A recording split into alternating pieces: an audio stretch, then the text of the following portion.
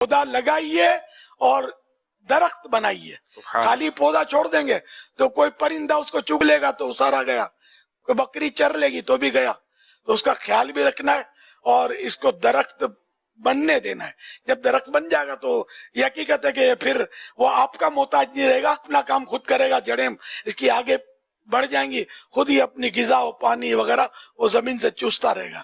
شجر کاری واقعی ایک عمدہ فعل ہے، اور دنیا میں جہاں بھی چلے جائیے ہر جگہ سبزہ نظر آتا ہے.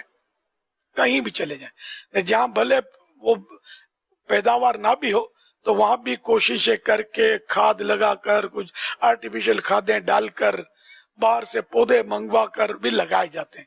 کہ ایک تو یہ حسن بھی ہے اس میں، جہاں بھی لگے گا یہ آنکھوں کو اچھا لگے گا، پھول اچھے لگیں گے، سبزہ اچھا لگے گا. اور سبزہ دیکھنے سے تو ویسے بھی آنکھوں کی روشنی، بینائی جو ہے یہ تیز ہوتی ہے. سبزہ تو دیکھنا چاہیے. تو گھر گھر میں اگر سبزہ ہو تو انشاءاللہ آنکھوں کو بھی فائدہ اس سے حاصل ہوگا. 3 فرامین مصطفیٰ صلی اللہ علیہ وآلہ وسلم.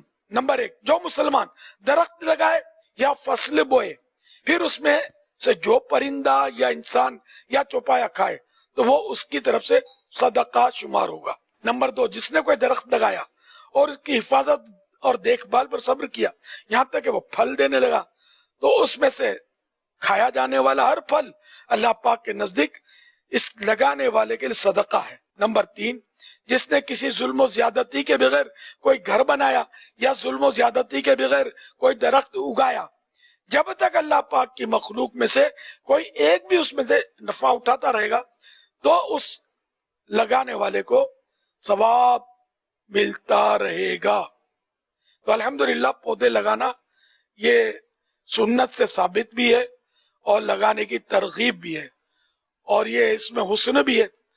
گھر کا، گلی کا، علاقے کا، شہر کا، گاؤں کا، ملک کا بہت حسن ہے اس میں. بعض جگہ قدرتی سبزہ ہوتا ہے گرینش، پورے پہاڑ ڈھکے ہوئے ہوتے ہیں تو ٹورسٹ خاص اس کو سیر کرنے اس کی جاتے ہیں اس کو دیکھنے کے لیے.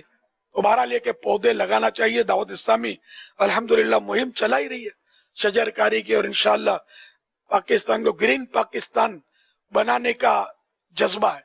یہ جتنا زیادہ ہو سکے آپ پودے لگائیں. کوئی گھر جہاں ممکن ہو پودے سے خالی نہ رہے.